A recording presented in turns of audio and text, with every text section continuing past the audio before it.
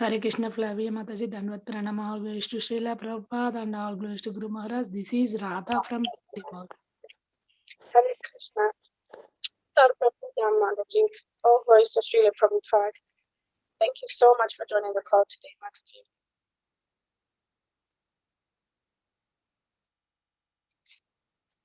Prabhuji has joined the call. So once again, I want to thank everyone for joining Bhakti Sangha conference call today. And let us move on to the next session, which is a Srimad Bhagavatam class. But before we move on and introduce Prabhuji, I would like to let Tiffany Mataji give a brief introduction. We have the honor of having His Grace Balaram Shaki Das Prabhuji. So Tiffany Mataji, please take over the call. Hare Krishna. Hare Krishna, dear devotees. Hare Krishna, Flavia. Thank you. His Grace Balaram Shakti Prabhu is a full-time monk at Govardhan Eco Village. He completed his BE in Metallurgical Engineering from NIT Tiruchirappalli in 2002. Thereafter, he joined Pennsylvania State University and graduated with a PhD in Material Science in 2007. While at Pennsylvania State University, he took up Krishna consciousness as a member of the Vedic Society there. He was mentored by His Grace Yugal Kishore Prabhuji. After he moved back to India, he chose to become a full-time monk at Radha Gopinath Mandir. Among others, he was mentored by His Grace Gauranga Prabhuji. In May 2010, he moved to Govardhan Eco Village and has been serving there full-time. He is an extremely erudite scholar in Vaishnava scriptures and is one of the teachers at the Bhaktivedanta Vidyapit. He is a disciple of His Holiness Radhanath Swami Maharaj. Hare Krishna, Prabhuji, welcome to the call.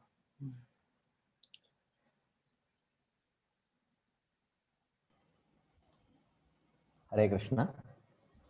Dandavat Pranam to everyone. So, I would like to share the screen. I think I have the facility of doing that. Okay. So thank you all very much for joining today's session. So today we'll be continuing our discussion from the 5th canto, 4th chapter of Srimad Bhagavatam.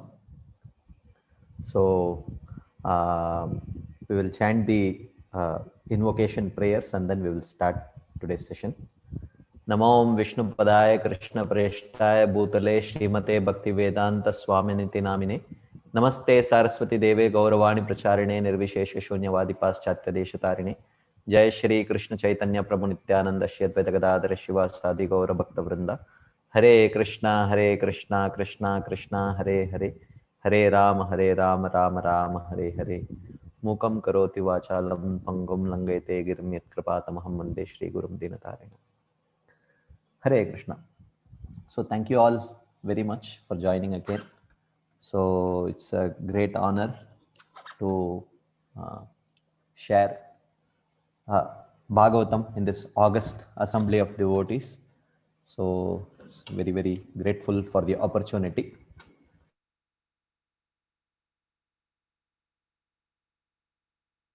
Of Srila Rishabdev. So Rishabdev has just appeared. So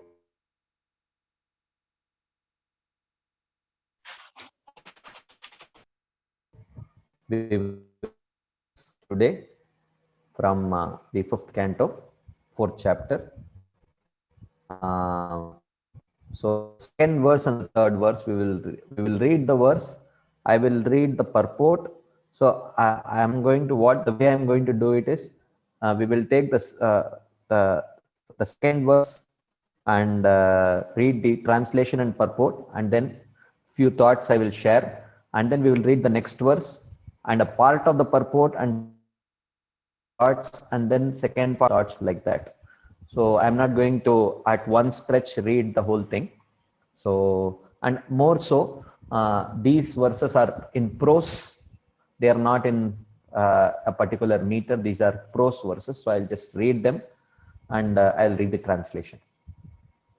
Tasyaha va ittam varshmana variya shlokena Chaujasa balena shriya yashasa virya saurabhyam cha pita Rishabha iti idam nama chakara. So, when the son of Maharaj Nabi became visible, he evinced all good qualities described by the great poets, namely a well-built body with all the symptoms of the Godhead, prowess, strength, beauty, name, fame, influence, and enthusiasm. When the father Maharaj Nabi saw all these qualities, he thought his son to be the best of human beings or the supreme being. Therefore, he gave him the name Rishabha. So, this is, he has appeared and he has shown the symptoms of the Supreme Personality of Godhead. Srila Prabhupada, commenting on the purport, he writes, to accept someone as God or an incarnation of God, one must observe the symptoms of God in his body. So Prabhupada talks about the bona fide symptoms which are actually described in the scriptures, right? Like that. So he is talking about symptoms of God in his body. All the symptoms were found in the body of Maharaj Nabi's extraordinarily powerful son. His body was well structured and he displayed all the transcendental qualities. He showed great influence and he could control his mind and senses. This is one of the main reasons Rishabdev appeared to show to people how one can actually control their mind and senses. He was named Rishabha, which indicates that he was a supreme living being. So this is a short purport Prabhupada has given. So we will discuss something about this purport. So we will discuss from Chaitanya Charitamrita, because just a couple of days back we celebrated Gaur Purnima festival. So even when Chaitanya Mahaprabhu appeared, there were very clear symptoms of his godhood in his body that were manifest within his body, and these symptoms are very clearly mentioned in Sri Chaitanya Charitamrita. Let's discuss a few symptoms that were there very clearly.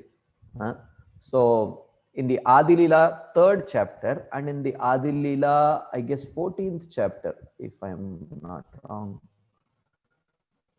14th chapter, Adi Lila 3rd chapter and 14th chapter, these symptoms are very clearly indicated. So we will read, even though we are discussing the symptoms, the bodily features which Rishabdev showed, which very clearly indicated that he was the Supreme Personality of Godhead. Similarly, Chaitanya Mahaprabhu also, when he appeared, he clearly showed the symptoms of the Supreme Personality of Godhead. So we will read a few verses. This is from the Adi Lila 3rd chapter, 42nd verse. Dairgya vistareyai apanarahat charihastahaya mahapurusha vikyata. So charihastahayai dirgya vistare, one who measures 4 cubits in height and breadth by his own hands.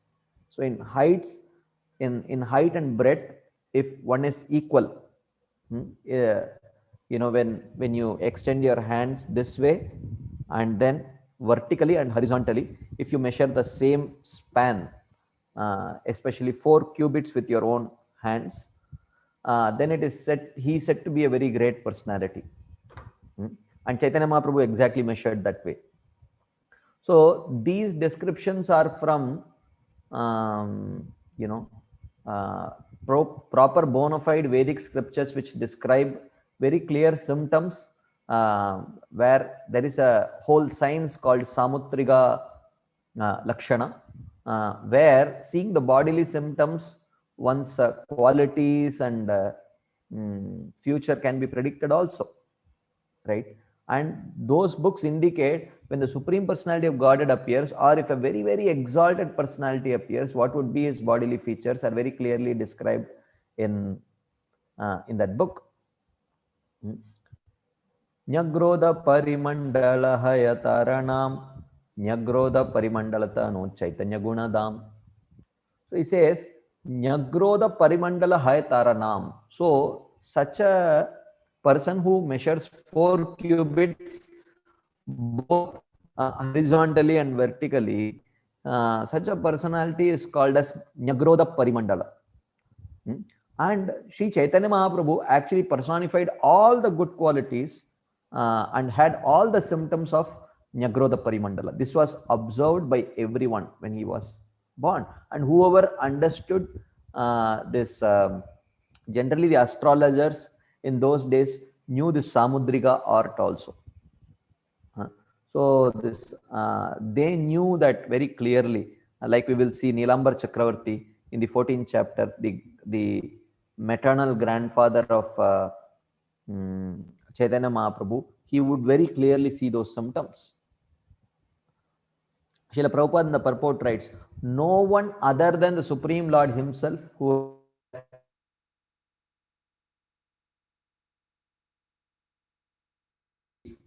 bodily, no one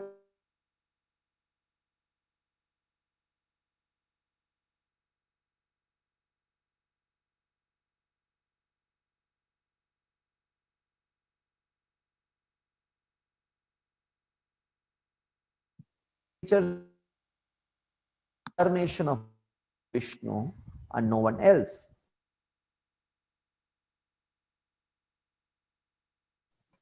The sound is coming in and out.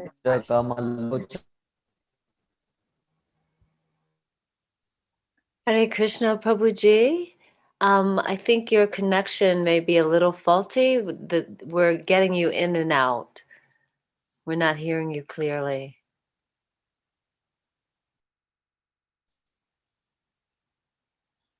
Oh, it looks like we lost him. I think he's back, Mataji. Okay.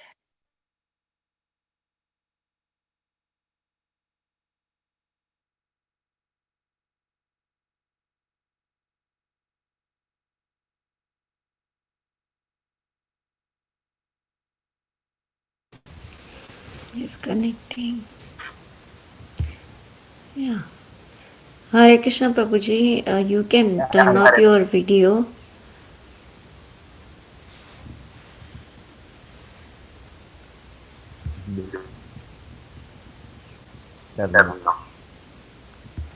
Hare Krishna Prabhuji, we cannot hear you.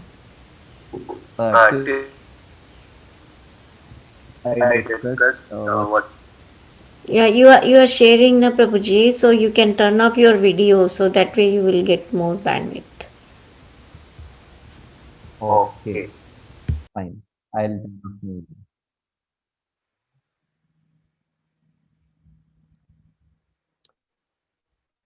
Okay, so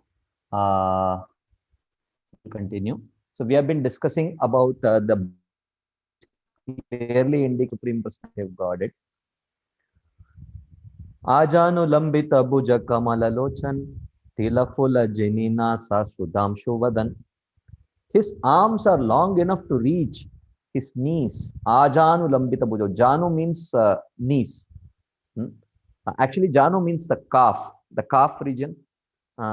So his hands would reach till the calves, and his eyes are just like lotus flowers, and his nose like a sesame flower, and his face as beautiful as the moon. Bhakti Nishta Parayan Bhakta Vatsala Shushila Sarva Bhute Sama. So he was peaceful, self-controlled, fully devoted to the transcendental service of Lord Sri Krishna. Bhakta Vatsala, he was very affectionate towards his devotees. Shushila, he was very gentle.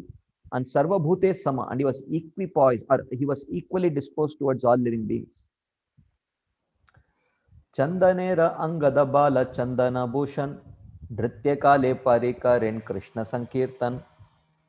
And he was always decorated with sandalwood bangles and armlets, and he was anointed with the pulp of sandalwood, and especially he used to dress himself in this way while doing Sri Krishna Sankirtan. Ei Sabagunalaya Mui Vaishampayana Sahasraname Kaila Tara Nama Ganana.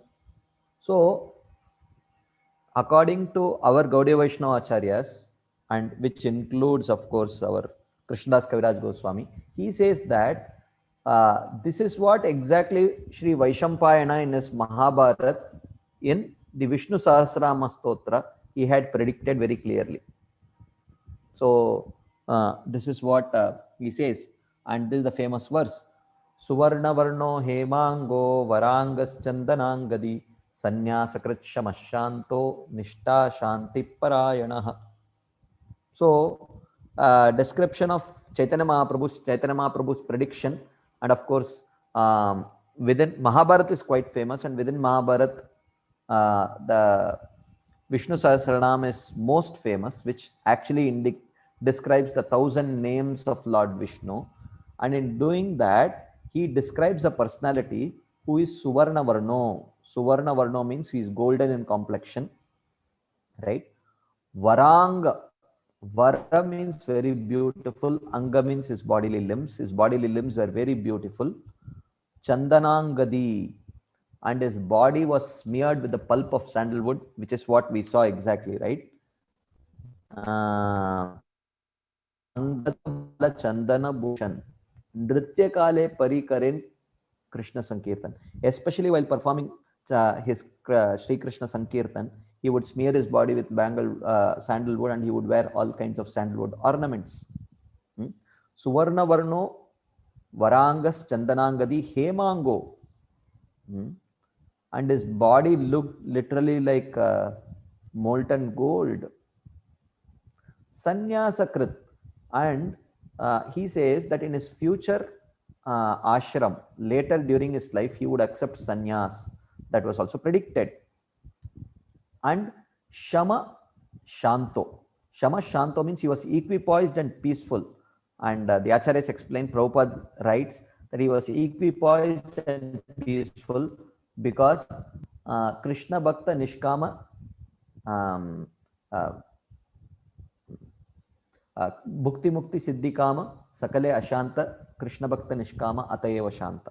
So he says that because he accepted and propagated the path of pure devotional service, therefore he was equipoised and peaceful.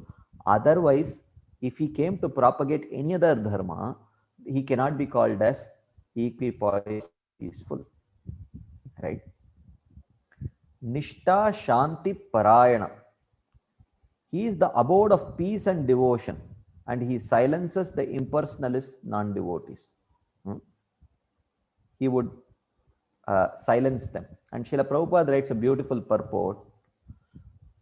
He says, this is a verse from the Mahabharata, Vishnu Sahasranam Stotra. In his commentary on the Vishnu Sahasranam Stotra called the Namartha Sudha, actually every bona fide sampradaya, generally they have a commentary on the Vishnu Sahasranama Stotra also. So therefore, when Baldev Bhushan was challenged in Jaipur about whether Gaudiya Vaishnavism was bona fide or not, they said, you don't have a commentary on the Vedanta Sutras, you don't have a commentary on the principal Upanishads, and you don't have a commentary on the Vishnu Sahasranam Stotra. So how are we to understand that you are a bona fide sampradaya like that? So therefore, Baldev Bhushan, overnight he wrote all these commentaries. He wrote a commentary on the Vishnu Sahasranam Stotra also, which he called as Namartha Sudha. And according to Srila Baldev Bhushan, he says that this verse, Suvarna Varno Hemango Varangas Chandanangadi, it represents Lord Chaitanya, is the Supreme Personality of Godhead according to the evidence of the Upanishads. So he says, Suvarna Varna means golden complexion. And he says that Vishnu Sahasranam is not the only place. There are many, many Upanishads, Mundaka Upanishad, Chaitanya Upanishad, many other Upanishads also talk about Rukma Varnam Kartaram Isham Purusham Brahma Yonim. Like that. Rukma Varnam Kartaram Isham refers to the Supreme Personality of Godhead as having a complexion, the color of molten gold. And Purusham means the Supreme Lord.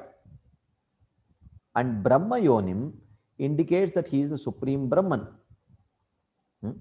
As Krishna himself says, Brahmano hi pratishta aham. I am the support of Brahma, and that is addressed here as Brahma Yonim.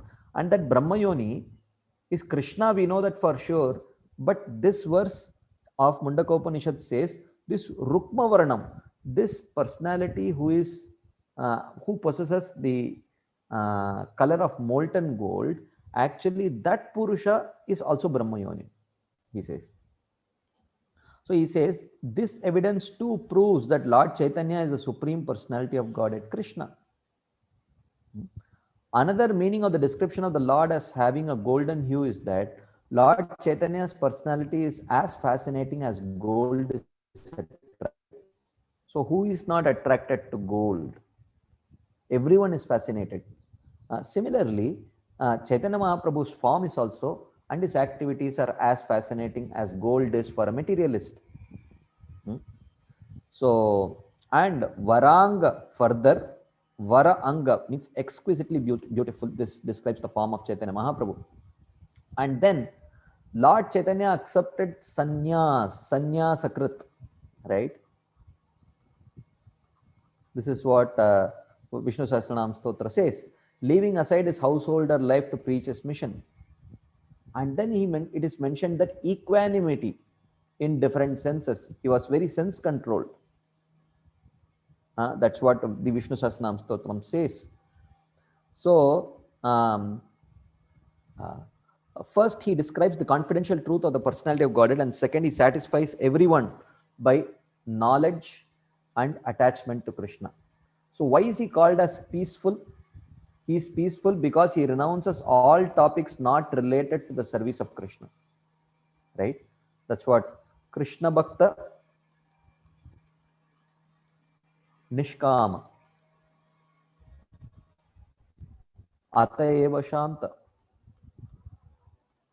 So he is the most peaceful because he does not desire anything else other than the desire to please Krishna. And Krishna is pleased by bhakti. Bhaktya Tutosha Bhagavan Gajayutapaya. Krishna was pleased with bhakti, which was present even in an elephant like Gajendra. So therefore, a devotee is always very peaceful because his desire is to please Krishna, and he understands that Krishna is pleased by bhakti. Right? So therefore, that he is peaceful, especially because he came to propagate the path of pure devotional service. By practicing with, everyone can become peaceful. And Srila Baldev Vidyabhushan has explained that the word Nishta indicates he is being rigidly fixed in chanting the holy name of Shri Krishna. Kirtaniya Sada Hari. So Nishta means fixed. So he was fixed in the Yuga Dharma. Right? He was fixed in the Yuga Dharma. That is why he is the Yuga avatar of this age also. Right? So that is the meaning of Nishta, according to Srila Baldev Vidyabhushan. And Lord Chaitanya subdued all disturbing opponents of devotional service, especially the monists who are actually averse to the personal feature of the Lord. Like that. And that is the meaning of Shanti. Shanti Parayana.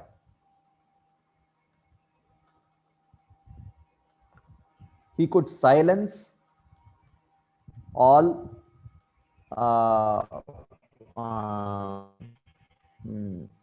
non-devotional philosophies like the Buddhist philosophies like that. So in this way, actually even Chaitanya Mahaprabhu's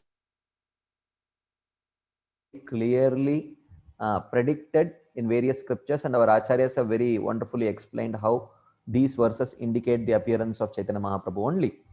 And even in the 14th chapter of Adi Leela, this was what Nilambar Chakravarti, the maternal grandfather of Chaitanya Mahaprabhu, when he saw the chart of Chaitanya Mahaprabhu, he could clearly see that. Chinnade ki Chakravarti balena hasiya lagna gani purve ami rakiya chilikiya. When Nilambar Chakravarti saw those marks, he smilingly said, "Formerly I ascertained all this by astrological calculation and noted it in writing." He says, when I first saw, before even seeing the bodily features of Chaitanya Mahaprabhu, first thing that Nilambar Chakravarti did is he did the astrological calculation of Chaitanya Mahaprabhu, and clearly which indicated that he was going to be the Supreme Personality of Godhead. And now from the bodily features also he noticed the same thing, right? So he had two means of cross verifying the thing. One was the astrological chart based on the time of appearance, and second was the bodily features. Both indicated that he was the Supreme Personality of Godhead. Batrisha Lakshana Mahapurusha Bhushan Yeishishu Angede Ki Se Sabalakshan. So he said there are 32 bodily marks that symptomatize a great personality, and I see all those marks on the body of this child. So 32 features. So what are those 32 features? Panchadirga, Panchasukshma, Sapta Rakta, Shadunnata, Trihrasva Prutu Gambiro, Dvatrimshal Lakshano Mahan. Panchadirga, Panchasukshma, Dvatrimshad Lakshano, 32 symptoms of a great person. What are? He says, Panchadirga, 5 of his bodily parts are large. Panchasukshma, 5 features are very fine. Sapta Rakta, 7 features are very reddish in color. Shad Unnata, 6 of those features are raised. Triharsva, 3 parts are very small. Prutu, and 3 are very broad. 3 Gambiro, and 3 are very grave. So these are the 32 features. So, and Srila Prabhupada in the purport very clearly indicates what are those 32 features. The 5 large parts are nose, arms, chin, eyes, and knees. So these are the 5 large parts. The 5 fine parts are the skin, fingertips, teeth, hair, hair on the body and hair on the head. So all these 5 are very, very fine and very subtle. The 7 reddish parts are the eyes, soles of his feet, palms, palate, nails, upper and lower lips. So these 7 were reddish.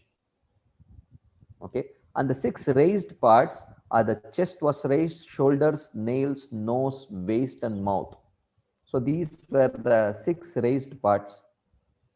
The 3 small parts are the neck, thighs, and male organ.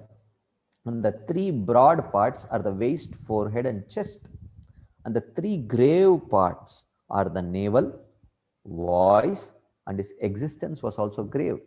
Altogether, these 32 symptoms of these are the 32 symptoms of a great personality. This is a quotation from the Samudrika. And Nilambar Chakravarti was very much well versed in this. So clearly he could understand that these 32 symptoms are very clearly there in this child. So he must be a very great personality. Like that. Like that. So Narayane Rachinna Yukta Shrihasta Charan Yei Shishu Sarvaloke Karibetaran. So he said, this baby, apart from that, has all the symptoms. Narayanera Chinna Yukta. He has all the symbols of Lord Narayana also in his body, in his palms and soles. Yei Shishu Sarvaloke Karibetaran. And this child is going to deliver all the 3 worlds. This was the prediction of Nilambar Chakravarti. So in this way, actually Prabhupada always says that one should not very cheaply accept any person as incarnation. One should refer to the Shastras, and the Shastras clearly indicate the symptoms of the Supreme Personality of Godhead. So we have seen from the life of Chaitanya Mahaprabhu also how he showed all these symptoms very clearly. So now we will move on to the next verse, the 3rd verse. I will directly read the translation of this verse. Indra, the king of heaven, who is very materially opulent, became envious of King Rishabdev. So when he saw Rishabdev, he could not identify that he was the supreme personality of Godhead. So he became very envious. Consequently, he stopped pouring water on the planet known as Bharatvarsha.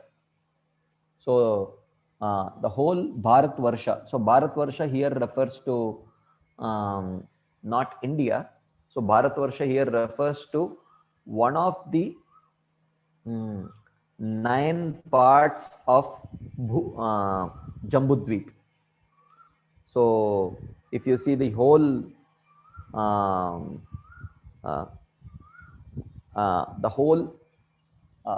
Bhumandala, or the earthly planetary system, is divided into 7 islands and 7 oceans, and the middlemost island and the smallest island is Jambudvip, and in the center of which is the Meru mountain. And then it is mentioned that this Jambudvip is further divided into 9 varshas or 9 parts, of which one of the smallest parts is Bharatvarsha. And this Bharatvarsha was what was ruled by Bharat Maharaj and Rishabdev also. And before it was named as Bharatvarsha, it was actually named after Rishabdev. It was called as Ajanaba Varsha. So Ajanaba Varsha, so Ajanaba Varsha means Naba is Nabi and Aja means born out of Nabi. So Nabi was the father of Rishabdev. So therefore Rishabdev was also called as Ajanaba. Okay. So before Bharat Maharaj made Bharatvarsha famous, Bharatvarsha was actually named after Rishabdev. It was called as Ajanaba Varsha. Like that. At that time, the Supreme Lord Rishabdev, the master of all mystic power, understood King Indra's purpose and smiled a little. Then, by his own prowess through Yoga Maya, he profusely poured water upon his own place, which was known as Ajanaba. Right? So, when he saw that Indra, out of envy, was not pouring rain, he used his own yogic powers to shower water in his own land. So here, if you see, it is mentioned that okay, purport Prabhupada writes, we find the word Bhagavan used twice in this verse. Okay, so one, both King Indra and Rishabdev both are addressed as Bhagavan here. Both King Indra and Rishabdev, the incarnation of Supreme Lord, are described as Bhagavan. Sometimes Narada and Lord Brahma are also addressed as Bhagavan. The word Bhagavan means that one is a very opulent and powerful person like Lord Brahma, Lord Shiva, Narada, or Indra. They are all addressed as Bhagavan due to their extraordinary opulence. King Rishabdev is an incarnation of the Supreme Lord, and therefore he was the original Bhagavan. So, Prabhupada many times quotes from the Shastras the definition of Bhagavan. Actually, if you see, that is one definition that he quotes, but there are multiple definitions of the word Bhagavan in the Shastras, in the same Vishnu Puran. So, Prabhupada quotes from Vishnu Puran. Okay, so we will see the various definitions of Bhagavan. So, the first definition of Bhagavan, Prabhupada, this is the most commonly quoted verse from the Vishnu Puran. So, he says, Aishwaryasya samagrasya viryasya yashasha shriya jnana vairagyayos chapi shannam bhaga iti ingana. So, bhaga of 6 parts is defined as complete control, complete influence. So, complete control is and complete excellent qualities of body, mind and words, complete beauty and wealth, complete knowledge, complete detachment from worldly affairs. Jnana Vairagyayos Chapi Shannam Baga iti Ingana. So this is Vishnu Puran verse, very famous verse, which defines, so this is the popular definition of Bhagavan. Prabhupada always quotes and he says, if someone calls himself a Bhagavan, you should challenge whether he has these 6 opulences in full, right? But the same Vishnu Puran quotes another verse, with similar verse, Jnana Shakti Bala Aishwarya Virya Tejamsi Asheshatah Bhagavat Shabda Vachyani Vina Heyer Gunadibihi. This is a little more comprehensive definition of the word Bhagavan. He says the word Bhagavan means to be endowed with unlimited, right? Asheshatah, knowledge, jnana, sense power, shakti, bala, bodily strength, power of control, aishwarya, then virya, influence, and beauty. Vina heyair gunadibihi. Vina heyair gunadibihi means without any inferior gunas. So all the superior qualities are completely there, and there is absolutely no trace of any inferior gunas. So this is another little more comprehensive definition of the word Bhagavan. But sometimes even human beings are called Bhagavan. Under what circumstances human beings can be addressed as Bhagavan? Again, Vishnu Puran only says. Like Prabhupada said, sometimes Narada Muni and Brahma, they are also addressed as Bhagavan, right? So, in the 10th canto of Srimad Bhagavatam, for example, actually, Vaiyasakischa Bhagavan. Vaiyasaki is Shukadev Goswami. So, Shukadev Goswami is addressed as Bhagavan. So, under what circumstances a human being can address Bhagavan? So, again, Vishnu Puran says that. So, Vishnu Puran says, Utpattim pralayam chaiva bhutanam agatim gatim vetti vidyam avidyam cha savacho Bhagavan iti. So, he says, Bhagavan refers to a person, Utpattim pralayam chaiva, who knows about the creation and destruction of the universe. Right? Utpattim pralayam chaiva. And bhutanam agatim gatim. And he also knows about the appearance and disappearance of living entities. How they appear and how they disappear, he knows about that. Vetti vidyam avidyam cha. And he knows about knowledge. What is knowledge? What constitutes knowledge? What constitutes ignorance? He knows that. Sa vacho bhagavaniti. So a person who is very proficient in these kinds of knowledge, he is called actually as Bhagavan. Okay. So like that, there are many definitions of Bhagavan. So sometimes, the demigods are also addressed as Bhagavan under certain circumstances. So this is a knowledgeable person can also be addressed as Bhagavan. But under some circumstances, the demigods like Brahma and Shiva, they can also be addressed as Bhagavan. We will discuss this topic from a book called Laghu Bhagavatamrita. So this Laghu Bhagavatamrita was a book written by Srila Rupa Goswami. So where he talks about various kinds of avatars and establishes how Krishnastu Bhagavan Swayam. So in a very systematic way, he establishes this. And in the second chapter of this Laghu Bhagavatamrita, he talks about Gunavataras.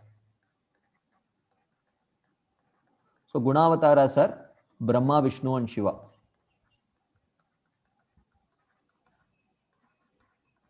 So we will take an excerpt from Lagu Bhagavatamrita, and we will discuss under what circumstances actually even Brahma and Lord Shiva can be addressed as Bhagavan, right? So the Gunavataras. So in Lagu Bhagavatamrita, we will see that actually Brahma and Shiva can be either a Jiva or the Supreme Lord Garbhodakasai Vishnu himself. Actually, Garbhodakasai Vishnu only expands as the Gunavataras, sometimes, not always. So he expands as Brahma, Vishnu, and Shiva. So in that case, they all are considered to be the Swamsha avatar of Garbhodakasai Vishnu. They are Vishnu Tattvas, right? And sometimes a Jiva can take the role of Brahma and Shiva, but not Lord Vishnu. Okay, and here Vishnu indicates the Gunavatara Vishnu. Vishnu is actually Kshirodakasai Vishnu, okay, the Paramatma. So, and he's an expansion, he's a Swamsha expansion of Garbhodakasai Vishnu. So, but Brahma and Shiva can sometimes be a Jiva, sometimes they can be a Swamsha expansion of Garbhodakasai Vishnu, just like Kshirodakasai Vishnu is a Swamsha expansion of Garbhodakasai Vishnu. So, we will read some sections of this Lagu Bhagavatamrita to understand under what and how under some circumstances Brahmaji and Lord Shiva can be a Jiva, and sometimes they can be a direct Swamsha expansion of Garbhodakasai Vishnu. So he says, Gunavataras tatrata katyante purushadiha Vishnur Brahmacha Rudrascha sthiti sargadi karmane. The Gunavataras, you see here, tatra purushad. So arising from the Purusha. So the Purusha here is Garbhodakasai Vishnu. So those Gunavataras who appear from the Purushavatara, who is Garbhodakasai Vishnu, are Vishnu, Brahma and Shiva. So this Vishnu is Kshirodakasai Vishnu. The one who is the expansion is Kshirodakasai Vishnu.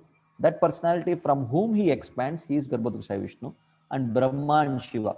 So here, in this case, Brahma and Shiva can be called as Bhagavan, because this Brahma and Shiva are Swamsha expansions of Garbhodakasai Vishnu. So they are actually Vishnu Tattvas only. And in this case, they can be called as avatars also. So therefore, they are called as Gunavataras, right? Then, so this Garbhodakasai Vishnu expanding as the Gunavataras is described in Srimad Bhagavatam. So Bhagavatam says, Sattvam Rajas Tamaiti Prakritir Gunastair Yuktaha Parapurusha Eka Ihasya Datte Stityadaye Hari Virinchi Hareti Samgya Shreyamsi Tatra Kalu Sattva Tanor Nranam Syuhu. He says, one Purusha who is Garbhodakasai Vishnu, by accepting the three modes, manifests as Gunavataras, which is Brahma, Vishnu, and Shiva. But the highest auspiciousness is in worshipping Vishnu. So even though these three are there, even when Lord Vishnu, Garbhodakasai Vishnu expands as Brahma and Shiva, still the forms of Brahma and Shiva are not fit to be worshipable. They should not be worshipped. Only Vishnu's form is fit to be worshipped. That's what it is mentioned. Right? Then, okay, then there is a verse that is explaining that. Then we'll move on. Further, in the 11th canto of Srimad Bhagavatam, the functions of these three Gunavataras, who are expansions of Garbhodakasai Vishnu, this is described. I will not read the verse, I will directly read the translation. Here, one of the Navayogendras, Drumila, he is explaining to Nimi Maharaj about these Gunavataras. He says, in the beginning, the Purusha here refers to Garbhodakasai Vishnu, appeared as Brahma. So which means Brahma is a form of Garbhodakasai Vishnu only in this particular case, right? through Rajoguna for the purpose of creation. Then he expanded as Kshirodakasai Vishnu, who is his another Swamsha expansion, for the purpose of maintenance. Then he expanded as Lord Shiva through Tamoguna for the purpose of destruction, like that. So this is very clearly mentioned. And Srila Baldev Devabhushan commenting on this verse, he says, the Lord by his will becomes Brahma and Shiva, association with Rajas and Tamas. So when Garbhodakasai Vishnu, he comes in touch with Rajas and Tamas, he is not forced to come in touch with Rajas and Tamas, but out of his own sweet will, he chooses to come in touch. But even when he comes in touch, he does not literally touch them. Of course, he comes in touch with them through the forms of Brahma and Shiva, but as Kshirodakasai Vishnu, he is not directly touching even Sattva-guna. Only through the Maya potency he touches Sattva-guna. But in doing all these things, his free will is always there. Right? He is not forced to come in touch with the modes, and definitely he is not affected by them. So, Srila Baldev Devabhushan gives the example of when the Lord becomes Buddha, he became Buddha by his own will, right? He came in association with Pashanda Dharma. Pashanda Dharma means heretical religion or incomplete, improper religious principles, just overemphasizing on only ahimsa, like that. So there was a particular purpose because of which he appeared. And here, interestingly, he talks about Rishabdev also. Rishabdev specifically appeared to teach renunciation. So therefore, he associated with extreme renunciation in his life, just to teach that extreme renunciation to the Jnanis and Yogis. But even though he may come in touch with all these things, extreme renunciation is not necessarily spiritual, it is material only, right? And heretical religion is certainly a perverted reflection of real religion. So, but when he comes in touch, he does not become contaminated by this association, right? So when Garbhodakasai Vishnu comes in touch with Rajogun, when he takes the role, when he plays the role of Brahma, or when he comes in touch with Tamogun, when he plays the role of Lord Shiva, he is certainly not contaminated by it. And as Kshirodakasai Vishnu, he does not even come in touch with Satya, with Sattva Guna directly, right? Then Vaman Puran also very clearly says that that Brahma, Vishnu and Shiva are actually forms of Vishnu only, right? So this is the first case where Garbhodakasai Vishnu expands as Brahma, Vishnu and Shiva, right? But still, even though Bhagavatam says Parthivad Daruno Dumas Tasmad Agnis Trayimayah Tamasastu Rajas Tasmad Sattvam Yad Brahma Darshanam, famous verse, he says that smoke is superior to dull wood and fire is superior to smoke. Similarly, Rajogun is better than Tamogun and Sattogun is superior to Rajogun and Tamogun. Therefore, the representative of Rajogun, the representative of Sattvagun, whose body is actually made of Shuddha Sattva, which is Kshirodakasai Vishnu, he is only fit to be worshipped. So even when Garbhodakasai Vishnu expands as Brahma and Shiva, they should not be worshipped as the Supreme Lord. Now, only the form of Vishnu has to be worshipped. That's what this verse indicates. Okay. So in this way, how when Garbhodakasai Vishnu expands as Gunavataras, then in that case, even if Brahma and Shiva can be addressed as Bhagavan, that is no problem, because they are actually Bhagavan. In the true sense of Bhagavan, as Aishwaryasya Samagrascha, like that. Okay. Now, but as we saw, Jivas can also appear as, take the role of Brahma and Shiva in some, during some Kalpa or in some particular Brahmandas or in some particular universes. So now this Laghu Bhagavatamrita also talks about that, and Bhagavatam also talks about that, right? So here it is Srila Rupa Goswami says, when a Jivatma takes the role of Brahma, he has two forms. One is a subtle form called as Hiranyagarbha, and another is a gross form called as Vairaja. So this Vairaja Brahma is the four-headed Brahma. So he has a gross form, which can be seen by all the Devatas. So the Devatas, when they go to meet Brahma, they see this four-headed Brahma who is called as Vairaja, and he is the one who is engaged in creation of this material universe. But there is another subtle form of Brahma.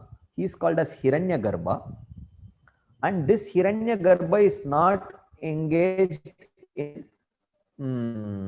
the duty of creation. He is actually he appears for his own enjoyment. So this is the description. This comes in Bhagavatam also. This is described, and Srila Rupa Goswami also describes this in Laghu Bhagavatamrita. Right. So now then he says that this Vairaja has four heads and he carries out creation, correct?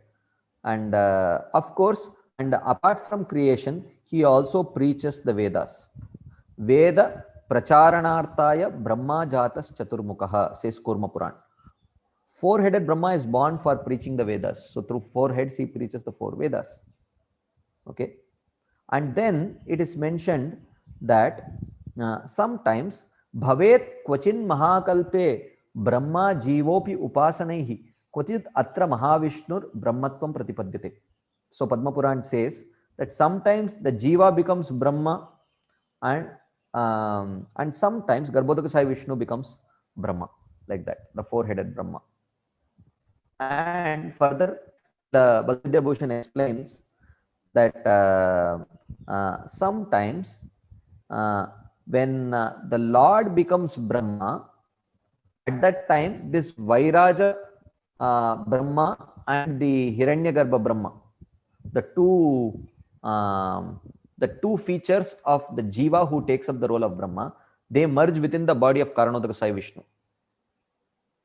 Till their time comes to act as Brahma, they merge within the body of Karanodaka Sai Vishnu, and it is mentioned that the Hiranyagarbha form actually engages in a lot of enjoyment, which is provided by the Devatas within the body of Karanodaka Sai Vishnu. There is an explanation like this. So, therefore, Brahmaji can also be called as Avatara or Bhagavan for three reasons. The first reason is that Brahmaji is called an Avatara because Garbhodaka Sai Vishnu himself becomes Brahma. So therefore he is called an Avatara. Even generally the word Avatara is reserved for the Supreme Personality of Godhead or a Vishnu Tattva, and actually in some cases a Vishnu Tattva only, Garbhodaka Sai Vishnu only becomes Brahmaji. So therefore he can be called as an Avatara, and he can as well be called as Bhagavan also. And sometimes he becomes so powerfully empowered by the Supreme Lord that literally the Lord's power completely merges in the body of Brahma. So therefore this is called Bhagavad Avesh. So this is Bhagavad Avesha Avatar. So therefore in such cases also Brahmaji can, he is called an Avatara. And sometimes there is a little less energy which is given to Brahma, in which case he is called as a Shakti Avesha Avatara. So Bhagavad Avesha Avatara, Shakti Avesha Avatara, and actually the Bhagavan himself, Garbhodaka Sai Vishnu himself becomes Brahma. So for these three reasons, Brahma is also called as an Avatara or an Avatara, like that. Right? So,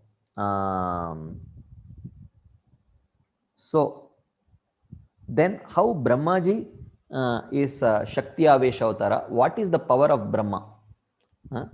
That is described in Brahma Samhita, famous verse. Bhaswan yatashma shakaleshu nijeshu teja swiyam kiyat prakatayat tvapidatvadatra brahmaya yesha jagadanda vidana karta Govindamadi Purusham Tamaham Bhajami. So in Brahma Samhita it is mentioned Bhaswan.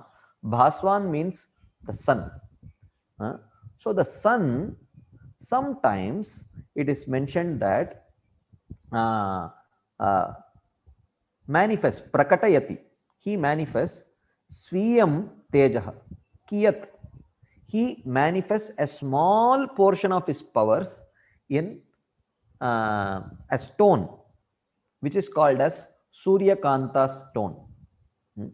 So when the sun rays fall on the Surya Kanta stone, they actually dazzle and glitter almost like another sun, but in small size. They are like a small sized sun because they are so transparent, they reflect the light of sun. So, but when the sun sets, the Suryakanta stone looks like any other ordinary stone only, a piece of glass only. So similarly, Brahmaji is called as Ishvara or Gunavatara, Avatara, in the sense that sometimes he is empowered with a small amount of Srishti Shakti or creative energy by the Supreme Personality of Godhead. Under such circumstances, Brahmaji is also called as an Avatara. But in this case, this refers to the Jivatma who becomes Brahma. So this Brahma Samhita verse indicates Brahmaji, who is at Shakti Avesh Avatara. So when a Jiva becomes empowered with the Srishti Shakti or the creative power by the Supreme Personality of Godhead, so that Brahma is a Shakti Avesh Avatar. He is not a Vishnu Tattva. But sometimes Garbhoda Gosai Vishnu himself takes the role of Brahma. Under such cases, he is actually a Swamsha Avatar. And he can be called as Bhagavan. So under some circumstances, Brahmaji can also be called as Bhagavan. And the same way, Rudra or Lord Shiva also, either Garbhoda Gosai Vishnu himself takes the role of Lord Shiva, or a Jiva can take the role of Lord Shiva also. This is also mentioned in Laghu Bhagavatamrita. Right? So it is mentioned that Rudra Ekadasha Vyuhas Tata Ashtatanur Apyasau Prayah Panchananas Trayaksho Dashabahur Udiryate. So when Garbhoda Gosai Vishnu expands as Rudra, he generally expands into 11 expansions, the Ekadasha Rudras. They are described in Bhagavatam also, 3rd canto. Right? And he has 8 types of forms. These 11 Rudras have 8 types of forms. And generally, 10 of them generally is used because 10 of them, they have 5 heads, 3 eyes, and 10 arms each. Okay. So they have 5 eyes, 5 heads, and 3 eyes and 10 arms each, like that.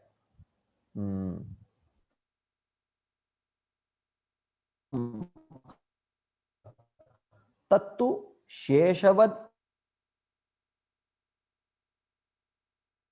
It is mentioned that Kvachid, sometimes a special Jiva takes the role of Lord Shiva. Right? Jiva Visheshatvam Harasyoktam. A special Jiva takes the role of Lord Shiva. Videriva, just like Brahmaji, sometimes a special Jiva takes the role of Brahma. This is described in the 4th canto, 24th chapter, Rudra Gita also. Swadharma Nishta Shatajanma Vippuman Virinchita Meti Tataparam Himam Avyakritam Bhagavatota Vaishnavam Padam Yataham Vibhuda Kalatyaye. Like that it is mentioned. That if someone for 100 lifetimes perfectly follows Varnashrama Dharma, he can become Brahmaji. But someone who is more qualified than that, he can become Lord Shiva sometimes. Right? So, so therefore sometimes a Jiva takes the role of Lord Shiva, and in such times,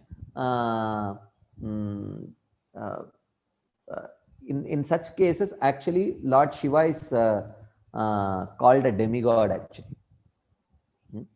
So Brahma Rudradi Daivatam Samatvenaiva Viksheta Sa Pashandi Bhaved Dhruvam. Yastu Narayanam Devam Brahma Rudradi Daivatam Samatvenaiva Viksheta Sa Pashandi Bhaved Dhruvam. So there is this very famous verse which Prabhupada always quotes. This is probably from Skanda Puran.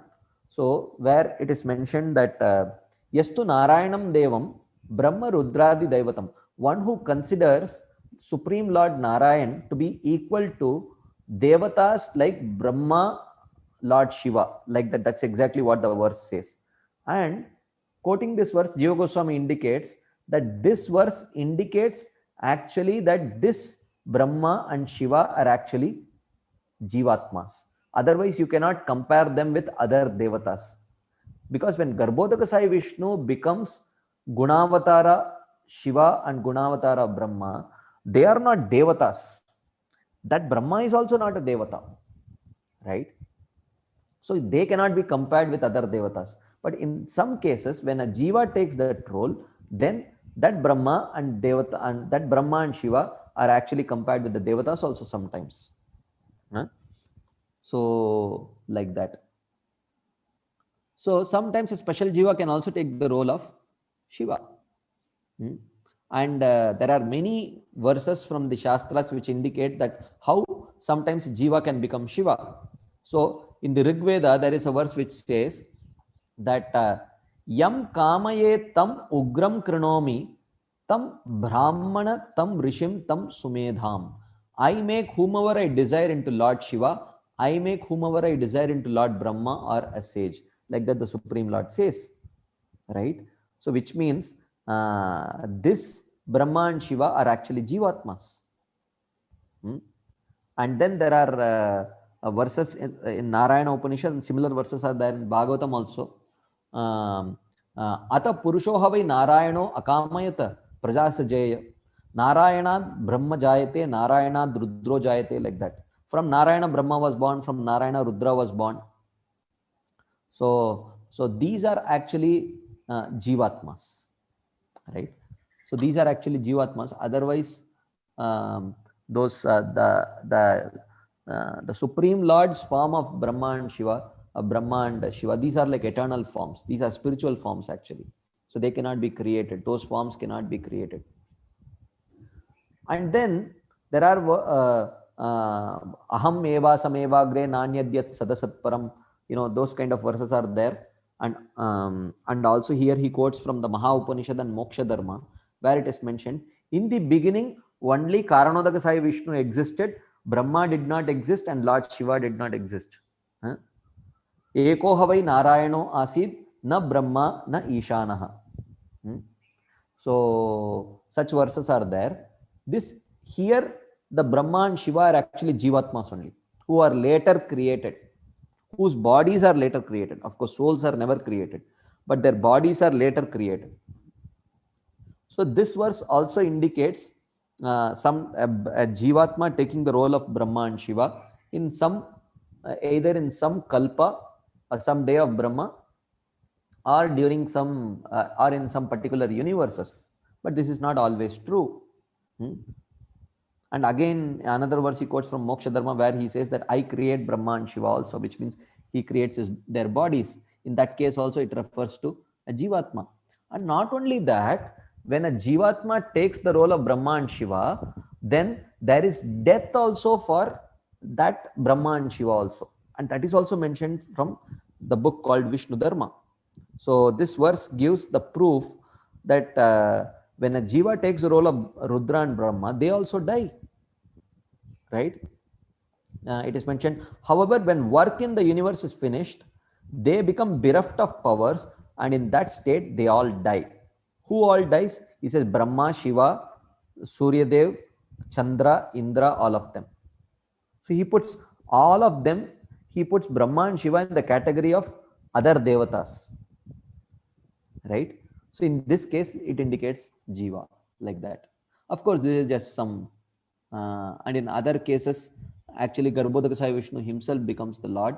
In such case, only from, it is mentioned that ignorant people perceive that that Lord Shiva is actually controlled by tamoguna, but actually it is only a perception. In reality, he is not controlled by tamoguna. That is very clearly mentioned, right?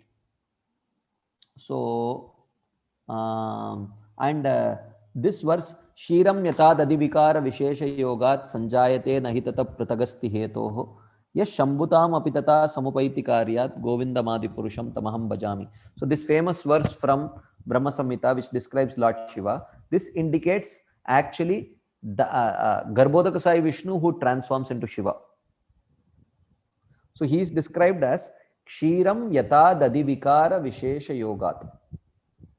So he says that just like milk transforms into curd, and that transformed curd is simultaneously same as and different from the original milk.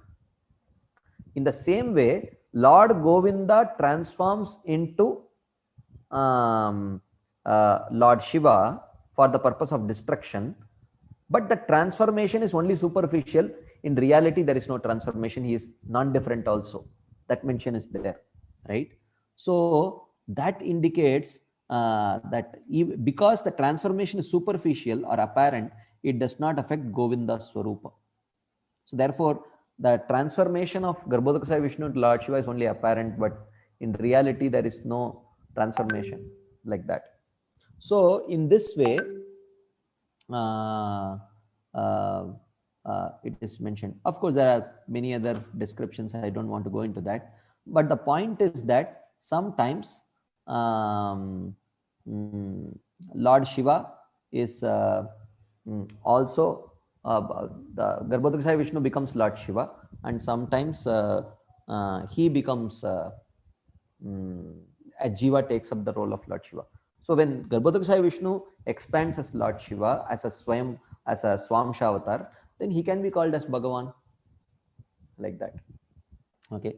Of course, these are just some technical details, just in case if you are interested, because the purport spoke about that, so I touched on that point. So we have not read the whole purport. We read only one part of the purport. We will read the last part of this purport also, and then we will discuss a few things from this. Consequently, he is described herein as Yogeshwara, which indicates that he has the most powerful spiritual potency. So he here refers to Rishabdev. He is not dependent on King Indra for water. He can supply water himself, and he did so in this case. In Bhagavad Gita, it is stated, Yagyad bhavati parjanyo. Due to performance of Yagya, clouds of water are manifest in the sky. Prabhupada talks about the 3rd chapter verse.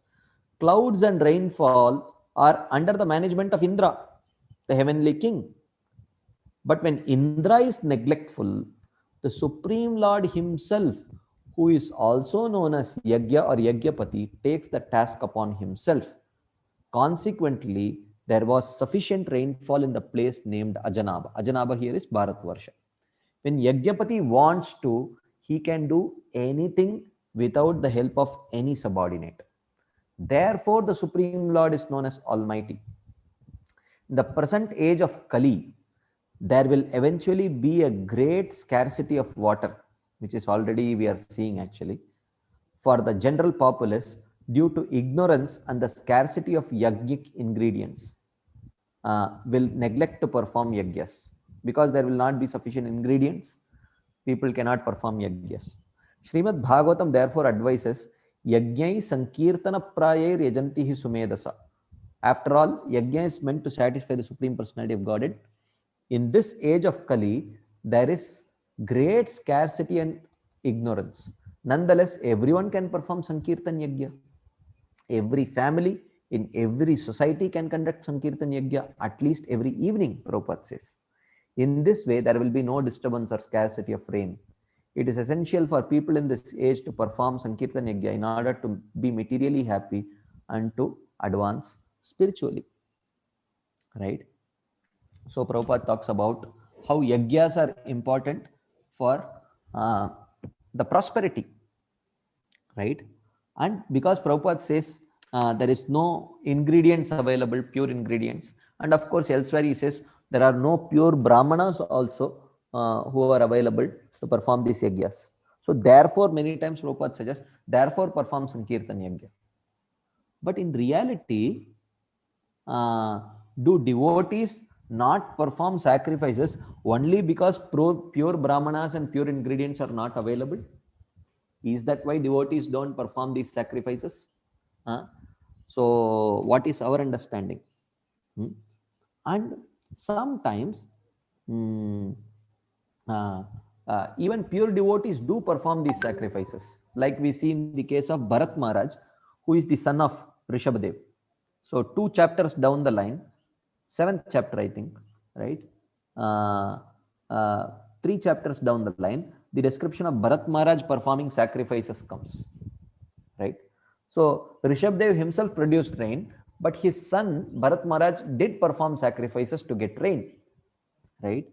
So it is mentioned in the 5th canto, 7th chapter, 5th verse, that Bharat Maharaj constantly worshipped the Lord, who is the form of sacrifice, with and without offering of animals, through large and small sacrifices named Agnihotra, Darsha Paurnamas, Chaturmas, animal sacrifices and Soma sacrifices, complete or partial, according to the rules involving the 4 priests, which are accepted by faith, with faith by the karmis. So which means those yajnas which are performed by the karmakandis or the karma yogis, they were accepted by and performed by Bharat Maharaj, it is mentioned, right? But someone may say, but Bhagavatam very clearly says, Tavat karmani kurvita na nirvidyeta yavata matkata shravanadavva shraddha yavanna jayate. So the Bhagavatam says, this is in the 11th canto, 28th chapter, Tavat karmani kurvita, means one should perform the Varnashrama dharma, Varnashrama duties, which includes various sacrifices, only under 2 circumstances. Na nirvidyeta yavata. Na nirvidyeta yavata means one has not developed complete detachment. This is the qualification for jnana.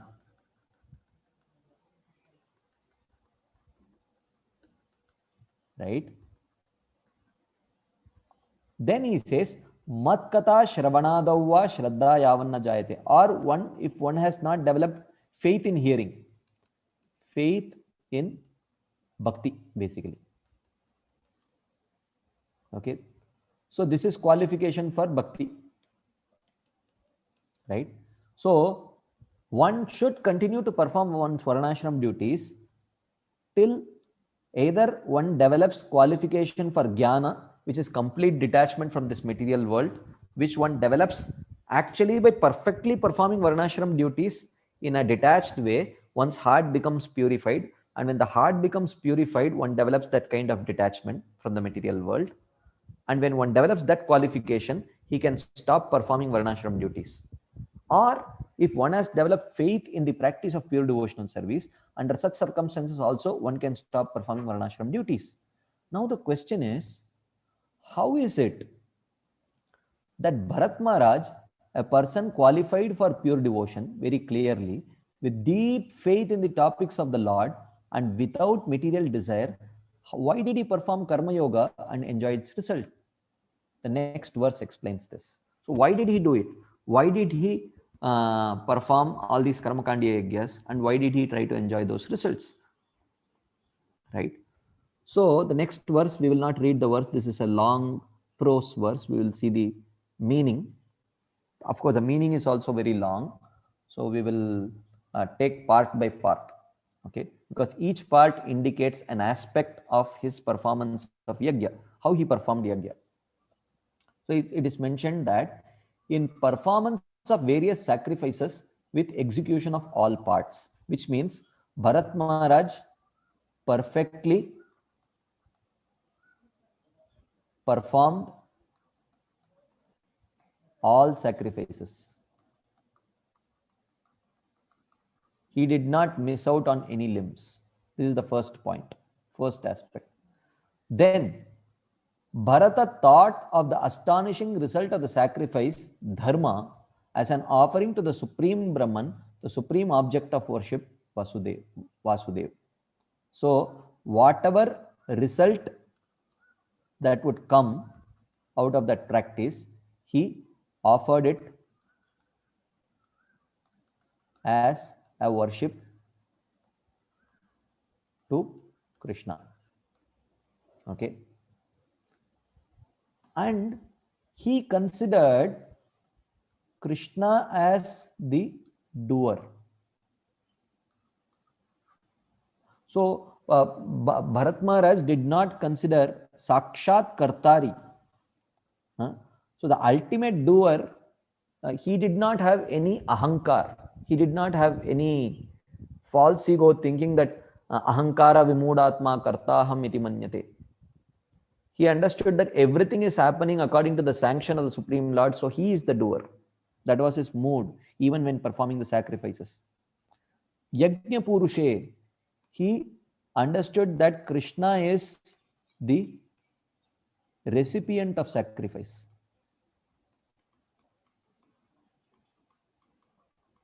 Even though in that sacrifice he had to chant Indraya Swaha, Varunaya Swaha, etc., he very clearly understood that he was actually worshipping Lord Vishnu only because he is the true recipient of sacrifice.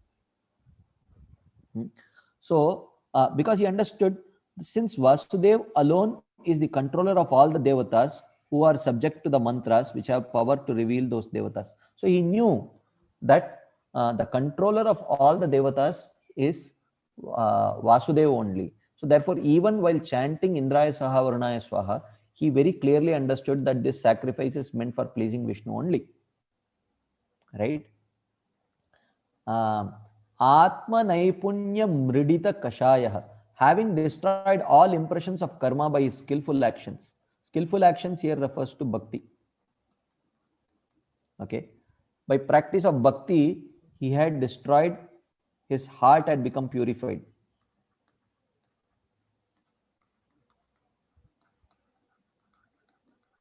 So which means he performed with a purified heart.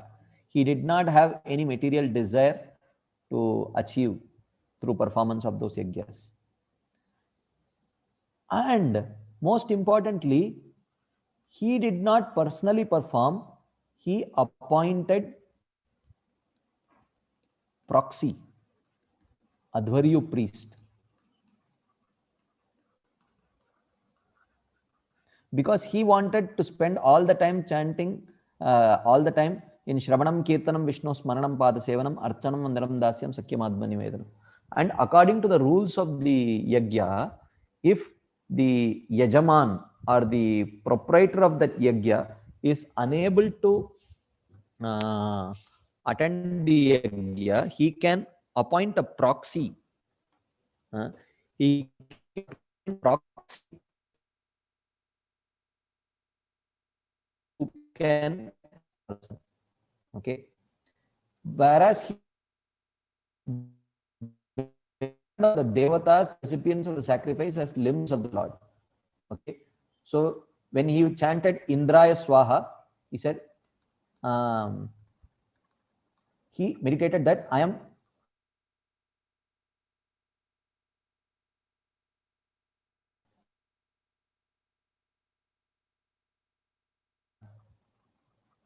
like that. Because Indra is called the hand of, in the universal form, each devata different limbs of the Supreme Godhead, like that. So 7 points are mentioned about how these great devotees also, even though king had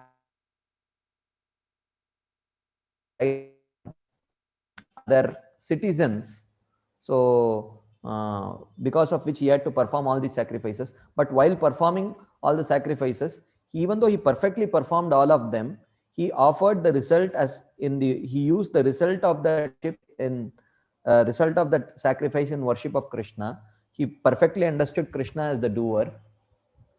He understood Krishna as the recipient of that sacrifice, and he performed with a pure heart purity, and he to perform it while he himself was engaged in Shravanam Kirtanam. And when even when meditating of Supreme got it like that. So therefore, this is what is described in this purport. I will not go through this last purport. And these practices, Varnashram practices, because he understood that I have qualification for bhakti, so I have to perform bhakti only. So ashraddaya hutam dattam tapastaptam kritam chayat asaditi uchyate. So in the 17th chapter, last verse of Bhagavad Gita, Krishna says that any activity of charity or sacrifice or anything or austerity, which when it is done, because it, so Bharat Maharaj had full faith in bhakti only. He did not have any faith in any of these sacrifices. So that as good as not. So to conclude, Srila Rupa Goswami in Bhaktirasamrita Sindhu indicates for a sadhaka, what is expected of a sadhaka or a person who is qualified for practicing sadhana. Anushthanato dosho bhakti anganam prajayate na karmanam akaranad esha bhakti adhikarinam nishiddha acharato daivat prayaschittam tu na uchitam iti Vaishnava Shastranam rahasyam tadvidam. A person qualified for bhakti. Person qualified for bhakti means one who has shraddha or faith in the process, right? Dosha prajayate. If he has that faith, failing to perform all of the important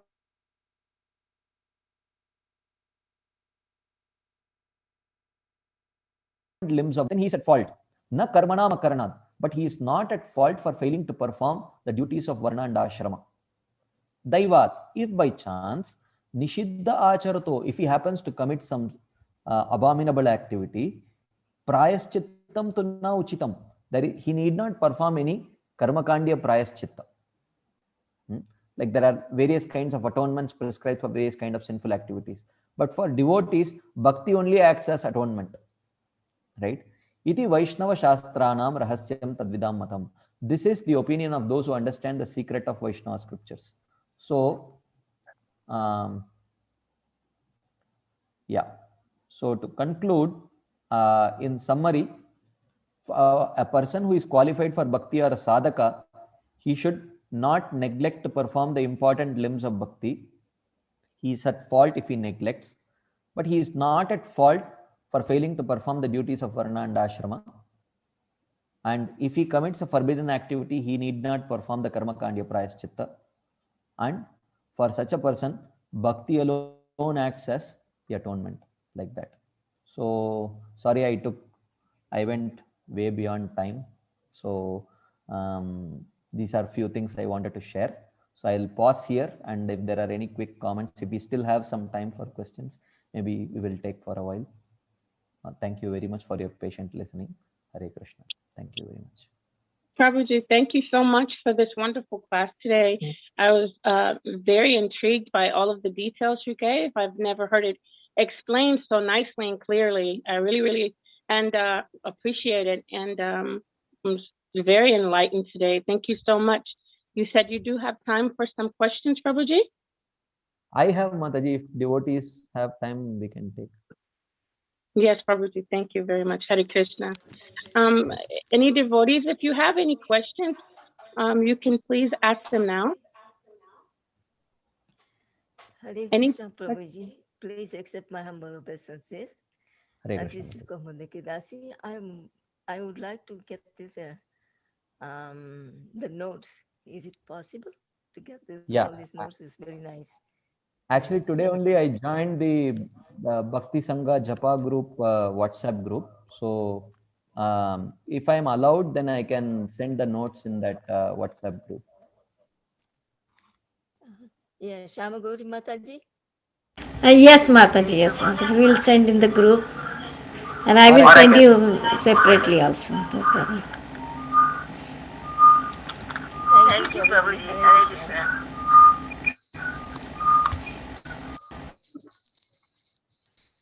Yeah, Hare Krishna Prabhuji, Dandavat Pranam Prabhu.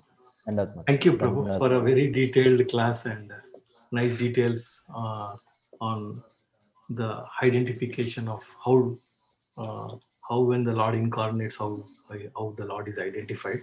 Prabhuji, one question, Prabhu. This you mentioned that Bharata Varsha, formerly it was called Ajanaba Varsha, right? Yeah. Because it's Ajanaba is one of the name of Rishabdev also, right, Prabhu? Rishabh. Yeah, correct.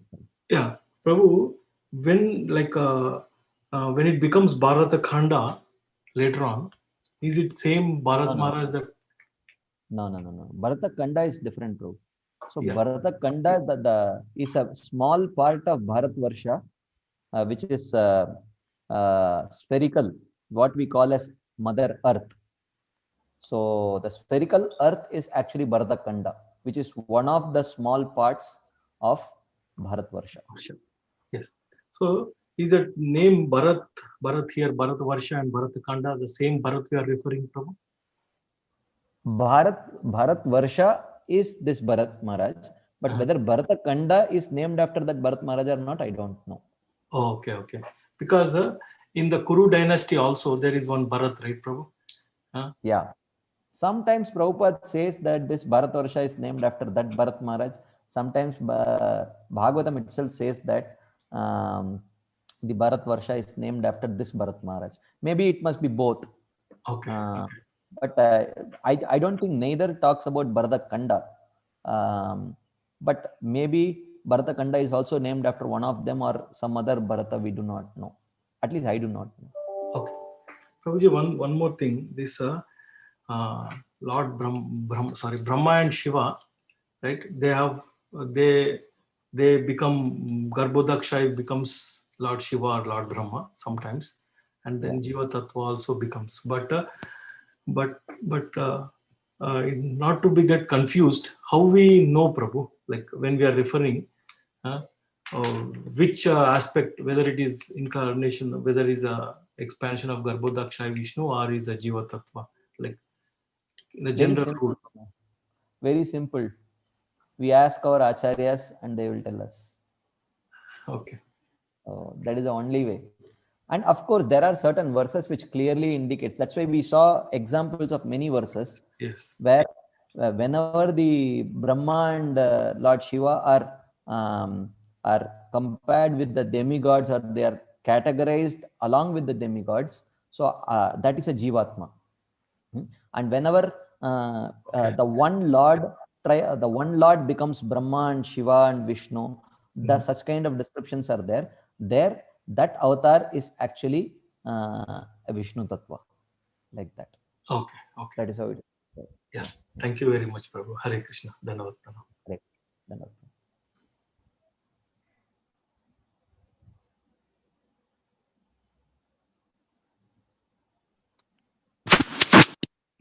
Hare Krishna Prabhuji, Dandavat Pranam. Thank you so much for such a wonderful class and for explaining everything so clearly. Oh, can you hear me, Prabhuji? Yes, I can hear you. Okay. Prabhuji, I do have a question on, so here you said that there are 32 features of the Lord, and so was Rishabhadev the Supreme Lord himself, or like there are so many avatars, right? So, and you said, you explained how Lord Brahma and Lord Shiva can be an avatar of the Lord, an incarnation of the Lord, or they can be Jiva. So can you please shed some light on Lord Rishabhadev? Lord Rishabh, again in the 3rd chapter of Laghu Bhagavatamrita only. And of course, in Bhagavatam also two places it is mentioned about in the 1st canto and 3rd canto. Sorry, 2nd canto. Rishabdev is he's a Leela Avatara of the Supreme Lord, and he is a Swamsha incarnation only. So he is Vishnu Tattva. He is not Jiva Tattva. So he appeared in order to teach the principles of renunciation to yogis and gyanis. That was the purpose of his descent. Okay. Thank you so much, Prabhuji. Very wonderful class. Thank you.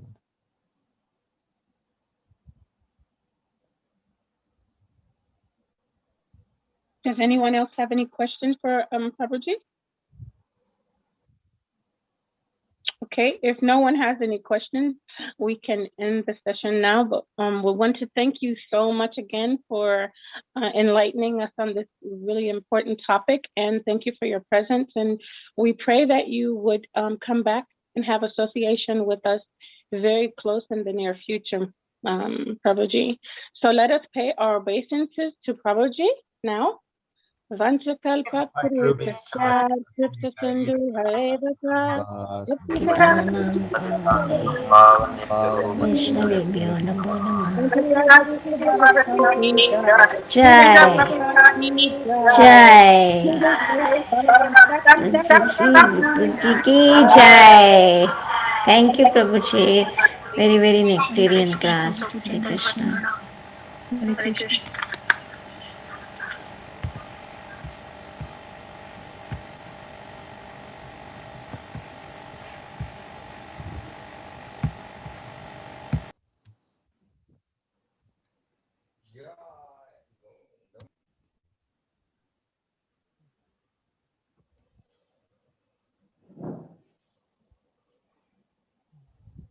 Krishna.